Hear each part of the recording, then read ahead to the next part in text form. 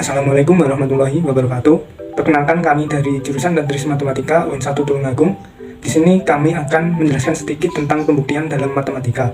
Sebelumnya, perkenalkan kelompok kami yang beranggotakan 4 orang. Yang pertama, Rina Khairunisa, Titi Nurhayati, nama Lailatul Rahmah, Imam Mutakin. Sebelumnya, apa sih pembuktian matematika itu? Definisi dari pembuktian matematika adalah sebuah demonstrasi yang meyakinkan atas rumus teorema itu benar dengan bantuan logika matematika. Pembuatan bukti telah lama mendapatkan perhatian besar dalam matematika teoritis. Pembuktian matematika memiliki dua makna, yaitu makna praktis dan makna teoritis.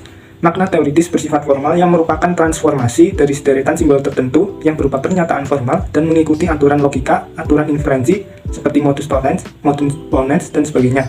Setiap langkah pembuktian merupakan suatu logika deduksi yang ketat. Pembuktian dalam arti teoritis menjadi pembuktian yang bersifat formal dan ideal. Untuk bukti yang pertama yaitu bukti kosong.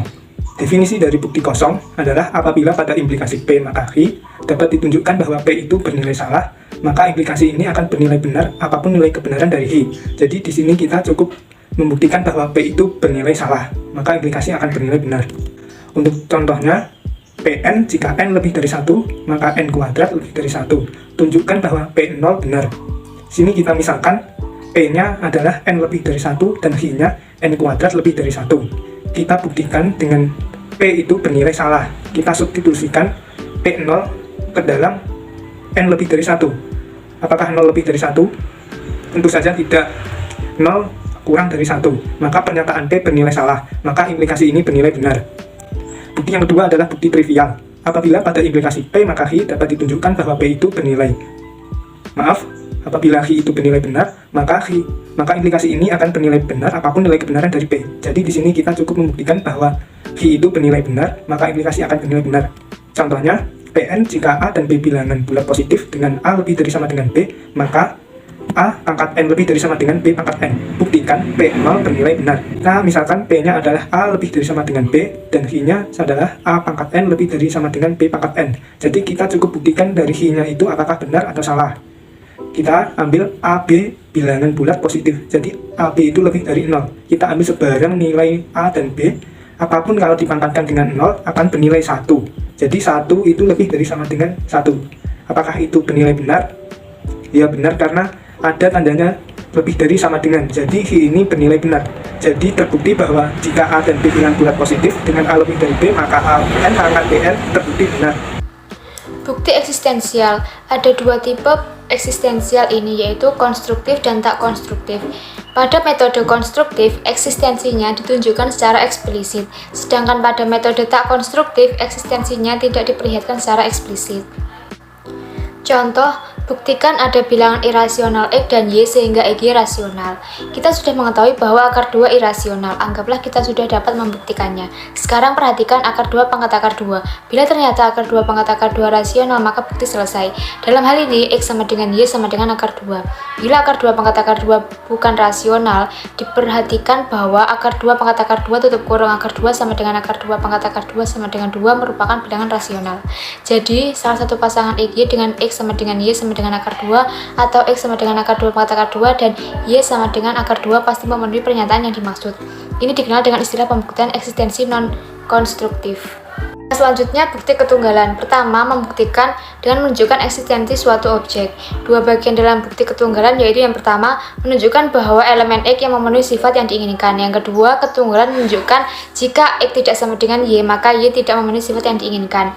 Ada dua teorema atau pendekatan untuk membuktikan bahwa X hanya satu-satunya objek yang memenuhi, yaitu bila diambil sembarang Y dalam ruangan pembicaraan, tunjukkan X tidak sama dengan Y. Dan andaikan ada elemen lain Y dengan X sama dengan Y, ditunjukkan adanya suatu kontradiksi. Contohnya, buktikan bahwa ada tepat satu solusi real dari persamaan 2x plus 4 sama dengan 0. Pertama, kita tunjukkan bahwa ada solusi untuk persamaan ini. Perhatikan bahwa untuk x sama dengan min 2, sehingga 2 kali min 2 plus 4 sama dengan plus 4 plus 4 sama dengan 0. Sehingga x sama dengan negatif 2, merupakan solusi dari persamaan ini.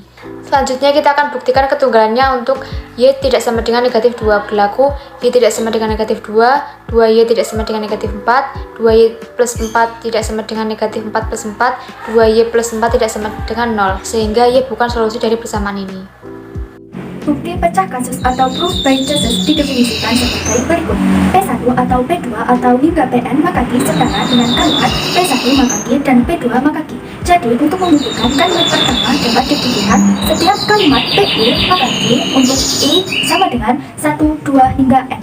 Contoh, buktikan bahwa jika P bilangan real maka harga mutlak X, harga mutlak Y sama dengan harga mutlak X Y. Bukti P bilangan real, bukti harga mutlak X, harga mutlak Y sama dengan harga mutlak X Y. P maka Q ekuivalen dengan P1 maka Q dan P2 maka Q dan P3 maka Q dan P4 maka Q. Kemudian kita bagi kasus berdasarkan definisi harga mutlak dan sifat-sifat bilangan real sehingga diperoleh poin 1 hingga ke 4 seperti berikut.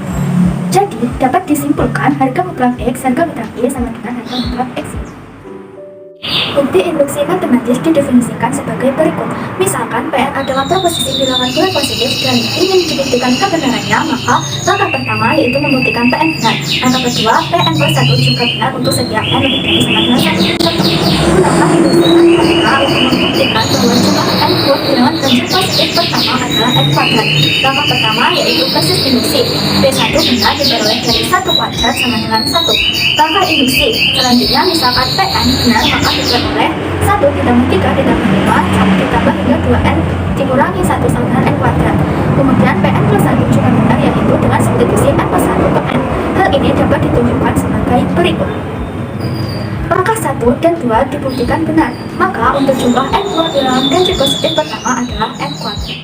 Bukti langsung. Pembuktian langsung adalah pembuktian suatu kalimat atau sifat matematika tanpa mengubah susunan kalimat tersebut dengan kata lain. Untuk membuktikan kebenaran pernyataan implikasi P maka Q, kita berangkat dengan memisahkan P benar, maka harus dibuktikan bahwa Q juga benar.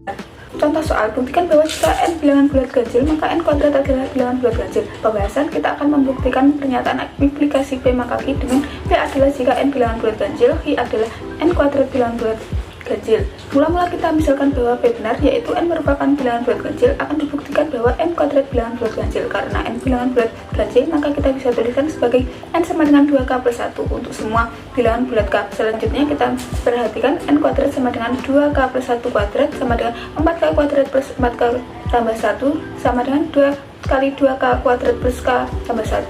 Kita misalkan m sama dengan 2k kuadrat plus k sehingga menjadi n kuadrat sama dengan 2n plus 1. Ini merupakan bentuk dari bilangan bulat ganjil. Jadi pernyataan tersebut terbukti. Bukti tidak langsung. Pembuktian tidak langsung atau pembuktian dengan kemustahilan ada dua cara, yaitu satu, kontraposisi digunakan untuk membuktikan pernyataan implikasi. Untuk membuktikan pernyataan implikasi, kita cukup membuktikan kontraposisi dari implikasi pernyataan tersebut secara simbolik. P maka Q adalah negasi Q maka negasi P. Untuk membuktikan kebenaran P maka Q, maka kita cukup membuktikan kebenaran negasi Q maka negasi P. Contoh kontraposisi, buktikan bahwa jika n maka 3 bilangan rasional, maka n bilangan rasional. Pembahasannya, kontraposisi dari pernyataan tersebut adalah jika bilangan rasional, maka n maka 3 bilangan rasional, anggaplah benar bahwa n bilangan rasional. Selanjutnya akan kita buktikan bahwa n maka 3 adalah bilangan rasional. Karena n bilangan rasional, maka kita bisa tulis n sama dengan P per Q dengan P dan Q bilangan bulat dan Q tidak sama dengan 0. Selanjutnya kita perhatikan n maka 3 sama dengan P per Q pangkat 3 sama dengan P pangkat 3 per Q pangkat 3. Kita misalkan S sama dengan P pangkat 3 dan T sama dengan Q pangkat 3 sehingga n pangkat 3 sama dengan S per T, di mana S dan T bilangan bulat dan T tidak sama dengan 0. Jadi n pangkat 3 merupakan bilangan rasional. Jadi terbukti bahwa kontraposisi dari pernyataan tersebut benar sehingga pernyataan tersebut terbukti benar. 2. Kontradiksi. Pembuktian tidak langsung dengan kontradiksi dilakukan dengan mengandaikan konklusi yang salah dan menemukan suatu hal yang bertentangan dengan fakta, aksioma, atau teorema yang ada. Pengandaian atau konklusi salah tidak bisa diterima dan akibatnya konklusi yang benar berdasarkan premis yang ada. Contoh kontradiksi. Buktikan untuk setiap n bilangan bulat jika n genap maka n kuadrat juga genap. Jawab, kita akan membuktikan pernyataan implikasi P maka Q dengan P adalah n bilangan bulat genap, Q adalah n kuadrat bilangan bulat genap. Kita awali dengan mengasumsikan ingkarannya benar P gabungan negasi Q, yaitu P adalah n bilangan bulat genap, negasi Q adalah n kuadrat bilangan bulat ganjil. Karena bilangan bulat genap maka kita asumsikan n sama dengan 2k dengan k bilangan bulat sehingga n kuadrat sama dengan 2k kuadrat sama dengan 4k kuadrat sama dengan 2 kali 2k kuadrat. Jika kita asumsikan 2k kuadrat sama dengan m, maka persamaan menjadi n kuadrat sama dengan 2m. Dari sini bisa dilihat bahwa n kuadrat adalah bilangan bulat genap, sehingga kontradiksi dari asumsi bahwa n kuadrat bilangan bulat ganjil asumsi kita salah, maka pernyataan semua pastilah benar. Jadi terbukti bahwa untuk setiap n bilangan bulat, jika n genap maka n kuadrat juga genap. Sekian dari kelompok kami, kurang lebihnya mohon maaf. Wassalamualaikum warahmatullahi wabarakatuh.